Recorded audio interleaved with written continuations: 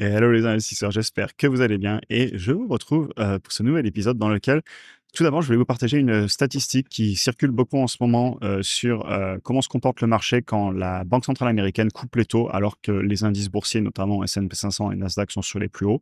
On va revenir là-dessus. Et je veux aussi parler, est-ce qu'on est en euphorie comme 2021 parce qu'il y a beaucoup de bruit en ce moment, qu'un début de bulle commencerait. Quelle est ma vision là-dessus? Et aussi revenir sur le concept de la décennie perdue dont beaucoup de monde parlait il y a encore quelques temps, notamment avec une étude de JP Morgan, qui est réelle, l'étude, mais je voulais un petit peu prendre du recul là-dessus, on va en parler. Aussi pour information, les membres du programme et de la communauté, hier, on a fait un live d'une heure où je répondais à pas mal de questions. C'était hyper intéressant. Merci déjà à tous ceux qui se sont connectés, on était pas mal. Et pour tous les autres, vous avez le replay, bien évidemment, dans le school ou dans le programme. Et évidemment, comme d'habitude, il s'agit en aucun cas de conseils en investissement. Je vous partage ma vision des choses, mes entreprises quand je les ai en portefeuille, mais chacun prendra ses propres décisions.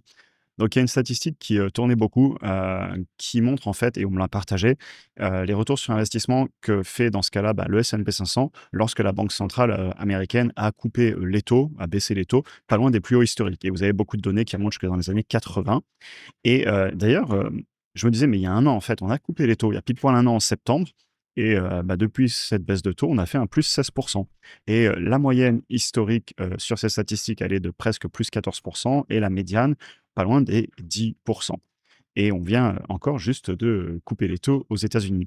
Donc, si on écoute cette statistique, on pourrait se dire que dans 6 mois et dans un an, on a de très grandes chances d'être plus haut et pourtant on entend, cette petite musique qui dit qu'on est en bulle, qu'on est en euphorie, qu'il faut peut-être vendre pour attendre la baisse et cetera et c'est pour ça que je vous fais cette vidéo parce que je voulais revenir sur ce sujet et notamment c'est une question qu'on a eue, dans le live hier et on en parlait et par rapport à certaines de mes positions précisément qui ont beaucoup explosé. Je vais d'ailleurs vous partager, le top 3 de mes positions depuis le début de l'année en termes de performance et vous dire un petit peu ce que j'en pense. Je voulais vous montrer quelques indicateurs. Déjà, le put to call ratio. Donc, ça, c'est le ratio des options de vente sur les options d'achat. On est sur des niveaux assez sains à 0,5. Donc, on a clairement plus de personnes qui sont en train de parier à la hausse qu'à la baisse, en tout cas si on regarde le put to call ratio. Et c'est un indicateur qui est très souvent sous les 1, puisque sur le long terme, les marchés ont tendance à monter et beaucoup d'investisseurs ont plus facilement des calls que des puts, tout simplement parce que c'est quand même plus simple dans le marché de parier à la hausse sur le long terme qu'à la baisse historiquement. Je voulais aussi vous montrer, les niveaux, de marge. Donc, la margin debt, c'est quand on emprunte, notamment sur son portefeuille pour pouvoir investir, du coup, avec de l'argent, emprunté et je vous ai mis le graphique en relatif par rapport au PIB aux US, en year over year et vous voyez que, on n'est pas du tout, sur les niveaux de marge, notamment de 2021 de l'euphorie, non plus, des pics, à 2007 comme vous le voyez ici. On est sur des niveaux qui ne me choquent pas du tout.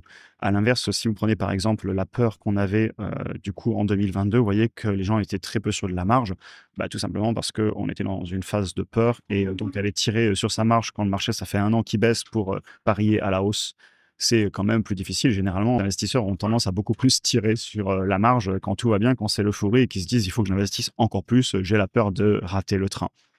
Et personnellement, souvent aussi, comment j'aime bien aborder ces situations, c'est regarder, mes lignes en portefeuille et me demander si c'est, trop cher ou pas. Et après, on fera pareil aussi sur les indices, notamment, par exemple, le top 20 du, S&P 500, on peut regarder quelques entreprises. Quand je regarde là, le top 3 de mes performances depuis le début de l'année, IMS, plus 140 depuis le début de l'année. La valorisation, j'ai rien à dire. RAS, elle ne me choque pas du tout.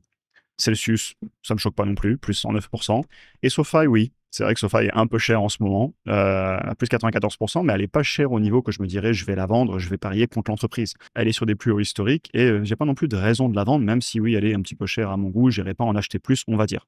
De façon générale aussi, le sentiment de marché ne me choque pas. Le Fear and Greed Index, on est un tout petit peu en euphorie, mais à peine. En avril, on était, dans la grosse peur. Pareil, sur, le sentiment notamment des investisseurs particuliers aux États-Unis, le Sentiment Survey en avril, on était très, très bearish. On était pas loin de 60 de personnes qui étaient dans la peur à 59,3. Aujourd'hui, on est à l'équilibre et cet indicateur, historiquement, vous avez le fichier Excel qui est disponible, vous pouvez regarder et on peut s'amuser à regarder des phases qu'on a eues. On peut aller chercher mars, avril, mai 2020, non, donc 2020, le crack de mars, et vous voyez qu'on avait touché, il y avait que genre 20-25% des personnes qui étaient optimistes dans les marchés au niveau des particuliers.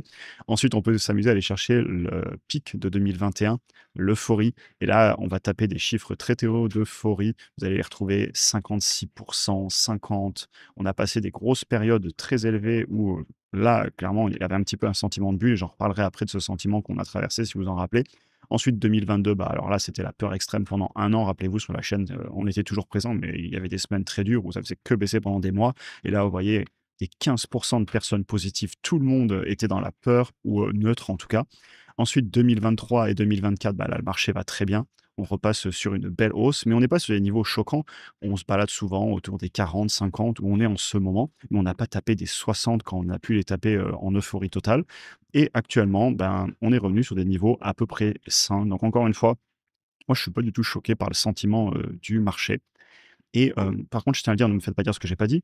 Sur le court terme, on n'a aucun contrôle. Ça peut très bien corriger et honnêtement, si ça corrige, moi, je serais plutôt content, parce que ça me permettrait d'acheter des actions que je peux plus acheter en ce moment, même si on trouve toujours à acheter, hein. Et je ne vais pas non plus rater le train. Et d'ailleurs, c'est dans ces moments-là que je vais faire beaucoup d'analyses. Vous avez vu que j'avais fait beaucoup d'analyses sur la chaîne, ces dernières semaines et aussi pas mal en août et on trouve des entreprises, et j'en ai partagé pas mal, sur lesquelles les valos ne me choquent pas. Même si là, c'est un petit peu remonté, il y a pas mal de titres qui se sont appréciés, on va pas se le cacher et si ça corrige un peu, je serais très content. Personnellement, et là je vous partage un avis, je vois pas de bulle au sens que je me rappelle de 2021, on l'a traversé d'ailleurs ensemble. Rappelez-vous, la frénésie autour de toutes les entreprises qui rentraient en bourse, les NFT et puis aussi de façon générale, si on parle d'entreprise, la tendance qu'on avait à avoir pas mal d'entreprises qui brûlaient beaucoup de cash, qui se finançaient sur de la dette en rentrant en bourse, en levant du cash. Et rappelez-vous de octobre-novembre 2021 et ensuite début 2022, quand justement on commence à parler d'inflation, que les taux vont remonter et les peurs que j'avais partagées sur toutes ces entreprises qui brûlaient du cash. Et rappelez-vous, j'avais beaucoup rationalisé le portefeuille à ce moment-là. Et ensuite, on a eu la baisse de 2022. Mais ce sentiment d'euphorie de 2021, je le ressens pas. Et même, j'arrive pas à comparer les entreprises aujourd'hui qui vont très bien. Regardez les plus hauts que fait Google, Nvidia, le top 10 des indices, SoFi, etc. Quand je regarde les valos, bah, je suis pas choqué. Je trouve pas que les valos soient complètement folles. Maintenant, qu'est-ce qu'il en est de la décennie perdue? Quand vous regardez les statistiques, en gros, ce que ça nous dit, cette étude, c'est que si on paye le marché globalement autour de 23 fois et plus les bénéfices futurs, donc les forward earnings, on n'a pas de retour sur investissement pendant les 10 prochaines années et les 5 prochaines années. Vous avez respectivement ici les 2 tableaux qui vous montrent ces statistiques. Et à ça, je répondrai, ben oui, les statistiques sont là, ces graphiques ne mentent pas forcément. Maintenant, la question dans ces graphiques, c'est qu'en est-il des forward pays? Est-ce que c'est facile d'estimer les bénéfices futurs? Bon, là, c'est les analystes qui l'estiment. Mais si vous regardez, en 2020, on avait des forward pays qui étaient très élevés. Vous l'avez ici au niveau de ma souris. Et pourtant, 5 ans plus tard, on a fait plus 103%. Donc si on avait regardé cet indicateur il y a 5 ans, on aurait certainement raté cette hausse. Et en fait, qu'est-ce qui s'est passé? Eh ben, après la pandémie, hein, les earnings ont explosé. Et donc c'est pour ça que ces études, elles sont intéressantes, mais j'ai pas envie de parier contre le marché, de sortir du marché. J'ai pas envie d'essayer de faire du trading. C'est pas ma vision des choses. Et on en reparlera plus tard aussi, mais là, vous avez le top 10 qui était, très évalué. Par contre, si vous prenez le S&P 500 dans son global et les actions, si on enlève le top 10, on est déjà beaucoup moins valorisé et il y a aussi beaucoup moins de croissance et de capacité à faire monter les bénéfices sur pas mal de ces boîtes. Mais ça, on en reparle un petit peu plus tard. Donc globalement, ce que je vous disais, c'est que bah, les chiffres sont là. L'étude de JP Morgan, elle se base sur les données passées. Maintenant, qu'est-ce qu'il en est de ces bénéfices futurs? Sont-ils prévisibles? On a même été surpris, comme je vous le disais, de l'accélération de bénéfices sur pas mal de grosses entreprises. L'exemple typique, c'est Google. Il y avait beaucoup de négativité. Et au final, vous avez vu les derniers résultats qu'on a traités ensemble sur la chaîne. C'est impressionnant. Et on peut penser aux gains de productivité, aux montagnes de liquidités qui sont en train de se déverser et donc bah, forcément, les entreprises vont en profiter et j'aime bien différencier le cash qui dort sur un compte et qui lui prendrait vraiment, entre guillemets, qui souffrirait vraiment, qui prendrait cher à cause de l'inflation, de l'inflation monétaire et une entreprise qui a une valeur ajoutée, qui a une capacité à fixer les prix, à voir son chiffre d'affaires augmenter et cetera et d'ailleurs, si vous regardez, l'ancien franc, le nouveau franc, l'euro, le Deutsche Mark et cetera, autant de monnaies, les monnaies ça va, ça vient. Les entreprises qui avaient des usines, il y en a beaucoup qui sont toujours là, en Europe, aux États-Unis et cetera. Donc avoir des actifs et aussi je tenais à vous montrer ce graphique. Quand vous regardez le top 10, oui, les entreprises s'échangent à 20 fois, 30 fois les bénéfices. Mais regardez ce qu'il y a dans le top 10 et les croissances qu'on affiche et les qualités des entreprises. Et moi, personnellement, quand je regarde le top 10, voire même le top 20, et quand je descends dans le S&P 500, plus je suis en haut et le plus je me dis: «Je comprends les valos» et on l'a déjà fait dans une vidéo, quand je regarde les entreprises du haut, bah, les valos, elles me choquent pas tant que ça. On s'était fait Nvidia, on a fait Amazon, Google, on l'a fait il y a pas longtemps sur YouTube, donc pas mal de boîtes qui me choquent pas. Et plus je descends, plus je vois des entreprises qui me stresseraient un peu plus à titre personnel à avoir en portefeuille.